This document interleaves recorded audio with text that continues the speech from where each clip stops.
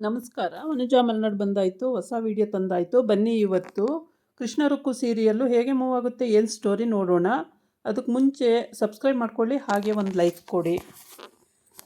ಇಲ್ಲಿ ಸೂರ್ಯಪ್ರಕಾಶ್ ರಾವ್ ಅವರು ತಂಗಿ ಹತ್ರ ಮಾತಾಡೋಕ್ಕೆ ಅಂತ ಬಂದವನೇ, ಆದರೆ ತಂಗಿ ಚಂಡಿ ಚಾಮುಂಡಿ ಆಗ್ಬಿಟ್ಟಿದ್ದಾಳೆ. ಯಾಕೆ ಅಂದರೆ ಕೃಷ್ಣಂಗೆ ಪೊಲೀಸ್ ಕರ್ಸೋ ಮಟ್ಟಕ್ಕೆ ಬಂದುಬಿಟ್ರಲ್ಲ.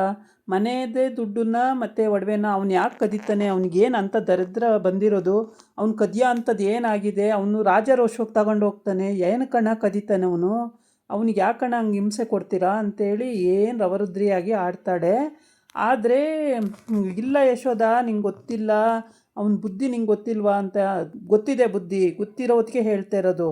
ಏನಕ್ಕೆ ಕದೀತಾನೆ ಅವನು, ಕದ್ರೂ ಅವ್ನಿಗೆ ಖರ್ಚಿಗೆ ಅವ್ನು ತಗೋತಾನೆ ಅಷ್ಟೇ, ಅವ್ನು ಯಾಕೆ ಕದೀತಾನೆ ಅಂತ. ಆಮೇಲೆ ಅವಳು ತಲೆ ಹಿಡ್ಕೊಂಡು ಇದು ಮಾಡೋದು ನೋಡಿಬಿಟ್ಟು ಸೂರ್ಯಪ್ರಕಾಶ್ ರಾವು ಅವ್ರ ಮನೆಗೆ ಬಂದಿರುತ್ತಲ್ಲ ಆ ಹುಡುಗಿ ಬರುತ್ತೆ ಏನಾಯಿತು ಅಂತ. ಆವಾಗ ಬಾಮ್ಮ ನೀನು ಸಮಾಧಾನ ಮಾಡು, ನಾನು ಹೋಗ್ತೀನಿ ಅಂತೇಳಿ ಎದ್ದೋಗ್ತಾನೆ. ಆವಾಗ ಈ ಹುಡುಗಿ ಇರಿ ಬಂದೆ ಒಂದು ನಿಮಿಷ ಅಂತೇಳ್ಬಿಟ್ಟು ಸ್ಟ್ರಾಂಗ್ ಕಾಫಿ ಮಾಡಿಕೊಂಡು ತೊಗೊಂಡು ಬರ್ತಾಳೆ. ತೊಗೊಂಡು ಬಂದು ಕುಡೀರಿ ಆಂಟಿ ಅಂತಾಳೆ. ಯಾಕಮ್ಮ ಇದೇನಮ್ಮ ಅಂತ. ಕಾಫಿ ಆಂಟಿ ತಲೆನೋವು ಇಟ್ಕೊತಿದೆಯಲ್ಲ ಅದಕ್ಕೇ ಕುಡೀರಿ ಅಂತೇಳ್ಬಿಟ್ಟು ಅಂತ. ಆಗ ಕುಡಿತಾಳೆ ಅದನ್ನು. ಅಯ್ಯೋ ನೀನಾದರೂ ಅರ್ಥ ಮಾಡ್ಕೊಂಡಲ್ಲ ತಾಯಿ, ನನಗೆ ತಲೆ ಸಿಡ್ದೋಗ್ತಾ ಇದೆ ಅಂತೇಳ್ಬಿಟ್ಟು ಕುಡಿತಾಳೆ. ಕುಡ್ದಾದ್ಮೇಲೆ ಸಮಾಧಾನವಾಗಿರಿ ಆಂಟಿ, ಏನಾಗಲ್ಲ, ಸಮಾಧಾನವಾಗಿರಿ ಅಂತೇಳಿ ಸಮಾಧಾನ ಮಾಡ್ತಾಳೆ. ಈ ಕಡೆ ಕಲ್ಯಾಣಿ ಅಪ್ಪನ ಮನೆಗೆ ಹೋಗಿದ್ದಾಳೆ. ಹೋಗ್ಬಿಟ್ಟು ರವರುದ್ರಿಯಾಗಿ ಆ ಕಾಗದ ಹೋದಾಗ ಅಲ್ಲಿ ಕಾಗದ ಸಿಗುತ್ತೆ. ಆ ಕಾಗದನ ರುಕ್ಕು ನೋಡಿ ಅರ್ಧ ಹಾಕಿರ್ತಾಳೆ. ಅವಳು ಫಸ್ಟೇ ರಿಜೆಕ್ಟ್ ಮಾಡಿರ್ತಾಳೆ ಕೃಷ್ಣನ. ನಾನು ಮದುವೆ ಮಾಡ್ಕೊಳ್ಳಲ್ಲ ಕಣೋ, ನಿನ್ನನ್ನು ಸೇವ್ ಮಾಡ್ತಿದ್ದೀನಿ ಅಷ್ಟೇ, ಬಿಟ್ಟರೆ ಕನ್ಸನಿಂದ ನಿನ್ನನ್ನು ಮದುವೆ ಮಾಡ್ಕೋತೀನಿ ಅಂತ ನಾನು ಯಾವ ಥರ ಹೇಳಿದ್ದೀನೇನೋ ಅಂತ. ಅದಕ್ಕೆ ಅಷ್ಟು ಹೇಳಿದ್ರೂ ಅವಳು ಅರ್ಥನೇ ಮಾಡ್ಕೋತಿಲ್ಲ. ಇಲ್ಲ ಅಕ್ಕ, ನಾನು ಆ ಥರ ಹೇಳಿಲ್ಲ ಅವನಿಗೆ, ಅವನ್ನ ರಿಜೆಕ್ಟ್ ಮಾಡಿದ್ದೀನಿ, ಮದುವೆ ಮಾಡ್ಕೊಳ್ಳಲ್ಲ ಅಂತ ಕೂಡ ಹೇಳಿದ್ದೀನಿ, ಏನಕ್ಕೋ ಲೆಟ್ರ್ ಕೊಡ್ತಿದ್ದೀಯ ಅಂತಲೂ ಕೇಳಿದ್ದೀನಿ. ಆದರೆ ಅವನು ನನ್ನ ಹಿಂದೆ ಬಿದ್ದಿದ್ದಾನೆ ಅಷ್ಟೇ, ನಾನಲ್ಲ ಅಕ್ಕ ಅವನ ಹಿಂದೆ ಬಿದ್ದಿಲ್ಲ ಅಂತ ಹೇಳ್ತಾವಳೆ. ಆದ್ರೂ ನೀನು ನಾಟಕ ಆಡ್ತೀಯ ಕಣೆ, ಶ್ರೀಮಂತರ ಮನೆ ಸಿಕ್ಕುತ್ತೆ ಅಂತ ಸೇರಿಬಿಡೋಣ ಅಂತೇಳ್ಬಿಟ್ಟು ಅವು ಕುಡ್ಕೊಂಡು ಕಟ್ಕೊಂಡು ಏನೇ ಮಾಡ್ತೀಯ ನೀನು, ಅವನನ್ನು ಯಾವ ಕಾರಣಕ್ಕೂ ನಮ್ಮ ಅಣ್ಣನ ಕೊಂದವನು, ಅವನ್ನ ಮದುವೆ ಮಾಡ್ಕೊಳ್ಳೋ ಕೂಡ್ದು ನೀನು ಅಂತೇಳಿ ಹಠ ಮಾಡ್ತಾಳೆ. ನಾನು ಜೈಲಿಗೆ ಕಳಿಸ್ಬೇಕು ಅಂತ ಹೋರಾಡ್ತಾ ಇದ್ದೀನಿ, ನೀನು ನೋಡಿದ್ರೆ ಅವನ ಜೊತೆ ಹಿಂದೆ ಮುಂದೆ ತಿರ್ಕೊಂಡು ಅವನನ್ನು ಸೇವ್ ಮಾಡೋದು, ಮತ್ತು ಅವನ ಜೊತೆ ಓಡಾಡೋದು, ಅವ್ನ ಲವ್ ಲೆಟ್ರ್ ಬರ್ಸ್ಕೊಳ್ಳೋದು, ಇದೆಲ್ಲ ಮಾಡ್ತಾಯಿದೀಯಾ. ಗೊತ್ತಿಲ್ಲ ಅಂದ್ಕೊಂಡಿದ್ದೀಯೇ ನನಗೆ, ನಿನ್ನ ಅವತಾರ ಎಲ್ಲ ಗೊತ್ತಾಗಿದೆ ಅಂತ. ಅವ್ರ ಅಮ್ಮ ಪಾಪ ತಬ್ಬಿಬ್ಬಾಗಿ ಸುಮ್ಮನೆ ನೋಡ್ತಾ ಇರ್ತಾಳೆ. ಅವಳಿಗೇನು ಅರ್ಥ ಆಗಿರಲ್ಲ.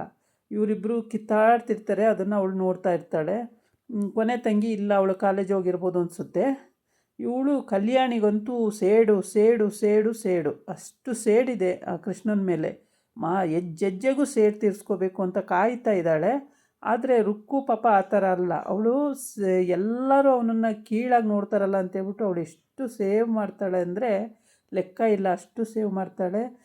ಆಮೇಲೆ ಈ ಯಶೋಧ ಅಣ್ಣನಿಗೆ ತುಂಬ ಸರಿ ಹೇಳ್ತಾಳೆ, ಕೃಷ್ಣನ ತಪ್ಪು ತಿಳ್ಕೊಬೇಡ ಅಣ್ಣ, ಅವ್ನು ಒಳ್ಳೆ ಹುಡುಗ, ಅವನು ಆ ಥರ ಇಲ್ಲ, ಅವ್ನು ಏನು ಕಣ ಆ ಥರ ತಪ್ಪು ತಿಳ್ಕೊತೀಯ, ಯಾಕಣ್ಣ ಅವನ ಮೇಲೆ ದ್ವೇಷ, ಅವ್ನು ನಿನ್ನ ಮಗ ಅಲ್ವಾ, ಹಾಗೆ ಹೀಗೆ ಅಂತೆಲ್ಲ ಕೇಳಿರ್ತಾಳೆ. ಆದರೆ ಅವ್ನು ಕೆಲವೊಂದೊಂದು ತಪ್ಪು ಮಾಡಿರ್ತಾನಲ್ಲ, ಆ ತಪ್ಪನ್ನ ಎತ್ತಿ ತೋರಿಸ್ತಾನೆ ಅಷ್ಟೇ. ಇದು ಯಶೋಧಂಗೆ ತಲೆ ಕೆಟ್ಟು ಹೋಗ್ಬಿಡುತ್ತೆ. ಎಷ್ಟು ಹೇಳಿದ್ರು ಅರ್ಥ ಮಾಡ್ಕೊಳ್ಳಲ್ವಲ್ಲ, ಇವ್ರಿಗೆ ಎಂಥ ಜನ ಅನ್ನಂಗೆ ಆಗ್ಬಿಟ್ಟಿದೆ ಅವಳಿಗೆ. ಸುಮ್ಮನೆ ಕೃಷ್ಣನ ಕರ್ಕೊಂಡು ಎಲ್ಲರೂ ದೂರ ಹೋಗ್ಬಿಡೋಣ ಅನ್ನಂಗೆ ಆಗ್ಬಿಟ್ಟಿದೆ. ಹಾಗೆ ಯಶು ಸುಮ್ಮನಿರು ಅಂತಾನೆ. ಕೃಷ್ಣ ಏನು ಮಾತಾಡೋಕ್ಕೆ ಹೋದ್ರು ಸುಮ್ಮನಿರು ಯಶು, ಸುಮ್ಮನಿರು, ಮಾತಾಡಬೇಡ ಸುಮ್ಮನಿರು ಅಂತಾನೆ. ಹಾಗಾಗಿ ಅವನು ಹಾಗೆ ಹೇಳೋದ್ರಿಂದ ಅವಳಿಗೆ ಪಾಪ ಎಷ್ಟು ಈ ಹುಡುಗಂಗೆ ಹಿಂಸೆ ಕೊಡ್ತಾರೆ ಅನ್ನಂಗೆ ಆಗ್ಬಿಟ್ಟಿದೆ. ಪ್ರತಿಯೊಂದು ವಿಷಯದಲ್ಲೂ ಈ ಥರ ಹಿಂಸೆ ಕೊಟ್ಟು ಆ ಹುಡುಗನಿಗೆ ಚಿತ್ರಹಿಂಸೆ ಕೊಡ್ತಾರೆ, ಮನೇಲಿ ನೆಮ್ಮದಿ ಕೊಡಲ್ಲ. ಯಾಕೆ ಹಿಂಗೆ ಮಾಡ್ತೀರಾ ಅಣ್ಣ ಅಂತ ಕೇಳ್ತಾಳೆ. ಆವಾಗ ನಿಂಗೆ ಗೊತ್ತಿಲ್ಲ ರುಕ್ಕು, ನಿಂಗೆ ಗೊತ್ತಿಲ್ಲ ಯಶು, ಸುಮ್ಮನಿರು ನೀನು, ಏನು ಗೊತ್ತಿಲ್ಲದಲ್ಲಿ. ಯಾಕಣ್ಣ ಗೊತ್ತಿಲ್ಲ, ನಾನೇನು ಸಣ್ಣ ಮಗುನ, ಹುಟ್ಟಿದಾಗಿಂದ ನಿನ್ನ ಜೊತೆಗೇ ಇದ್ದೀನಿ, ಈ ಮನೇಲೇ ಇದ್ದೀನಿ, ನನಗೆ ಯಾಕಣ್ಣ ಗೊತ್ತಿಲ್ಲ, ಪ್ರತಿಯೊಂದು ಗೊತ್ತು ನನಗೆ, ನೀನು ಏನು ಕಣ ಹಿಂಗೆ ಮಾಡ್ತೀಯ ಅಂತ. ಆಮೇಲೆ ಈ ಕಡೆ ರುಕ್ಕು ಅಕ್ಕನ ಹತ್ರ ಪರಿಪರಿಯಾಗಿ ಹೇಳ್ತಾಳೆ, ನಾನು ಅವನ್ನ ಮದುವೆ ಮಾಡ್ಕೋತೀನಿ ಅಂತ ಹೇಳಿಲ್ಲ, ಅವನ್ನ ಲವ್ ಮಾಡ್ತಿಲ್ಲ, ನೀನು ತಪ್ಪು ತಿಳ್ಕೊಬೇಡ ಕಣೆ, ಹಾಗೆ ಹೀಗೆ ಅಂತೆಲ್ಲ ಹೇಳ್ತಾಳೆ. ಆದರೆ ಅವಳು ಯಾವುದಕ್ಕೂ ಕೇಳೋದೇ ಇಲ್ಲ, ಹುಚ್ಚಿ ಥರ ಕೂಗಾಡ್ತಾಳೆ, ಕಿರ್ಚಾಡ್ತಾಳೆ, ಏನೇನೋ ಹೇಳ್ತಾಳೆ. ನಾನೇನೋ ದ್ವೇಷ ತೀರಿಸ್ಕೋಬೇಕು ಅಂತ ನಾನು ಓಡಾಡ್ತಾಯಿದ್ರೆ ನೀನು ಅವ್ರ ಜೊತೆನೇ ಸಂಬಂಧ ಬೆಳ್ಸೋಕೆ ಓಡಾಡ್ತಾ ಇದೀಯಾ, ನಾಚಿಕೆ ಆಗಲ್ಲ ನಿನಗೆ, ಹಾಗೆ ಹೀಗೆ ಅಂತೆಲ್ಲ ಬೈತಾಳೆ. ಆ ಅಣ್ಣ ಸತ್ತಿದ್ದಕ್ಕೆ ತಾನೇ ಅವರು ಕನಸನ್ನು ತೋರಿಸ್ಕೊಂಡು ನನ್ನನ್ನು ಅಲ್ಲಿ ಮದುವೆ ಮಾಡ್ಕೊಂಡಿದ್ದು, ನಾನೇನು ಅವ್ರನ್ನ ಇಷ್ಟಪಟ್ಟು ಮದುವೆ ಆಗಿದ್ದೀನ, ಹಾಗೆ ಹೀಗೆ ಅಂತೆಲ್ಲ ಹೇಳ್ತಾಳೆ. ನಾನು ಯಾವತ್ತಿದ್ರೂ ಅವ್ರ ಮನೆ ಹಾಳು ಮಾಡಬೇಕು ಅಂತಲೇ ಹೋಗಿರೋಳು. ನನ್ನ ವಿರುದ್ಧವಾಗಿ ನೀನು ನಿಲ್ತೀಯಲ್ಲ, ನಿನಗೆ ನಾಚಿಕೆ ಆಗಲ್ವೇನೆ ರುಕ್ಕು, ಯಾಕೆ ಹೀಗೆಲ್ಲ ಮಾಡ್ತೀಯ ನೀನು ಅಂತ ಜೋರು ಜಗಳಾಡ್ತಾಳೆ. ಅವರಮ್ಮಂಗೆ ಅದು ಏನು ಗೊತ್ತಾಗಲ್ಲ ಪಾಪ. ಅವರಮ್ಮ ಬಿಟ್ಟಂಗೆ ನೋಡ್ತಾ ಇರ್ತಾರೆ. ಇವಳು ರುಕ್ಕುಗೂ ಕೂಡ ಇವತ್ತೇ ಇವಳದು ಏನು ಒಳ ಮನಸ್ಸು ಏನಿದೆ ಅನ್ನೋದು ಅರ್ಥ ಆಗಿದ್ದು ಇವತ್ತೇನೆ. ಇಷ್ಟೆಲ್ಲ ದ್ವೇಷ ಸಾಧಿಸ್ತಿದ್ದಾಳಲ್ಲ ಇವಳು, ಏನಕ್ಕೆ ಅಂತೇಳ್ಬಿಟ್ಟು ಅವ್ರ ಅಕ್ಕನ ಮೇಲೆ ಕೋಪ ಕೂಡ ಬರುತ್ತೆ. ಕೃಷ್ಣನ ಮೇಲೆ ನನಗೆ ಯಾವ ವ್ಯಾಮೋಹನೂ ಇಲ್ಲ ಕಣೆ, ನಾನು ಮದುವೆ ಮಾಡ್ಕೋಬೇಕು ಅಂತಲೂ ಇಲ್ಲ ಕಣೆ ಅಂತ ಎಲ್ಲ ರೀತಿ ಹೇಳ್ತಾಳೆ.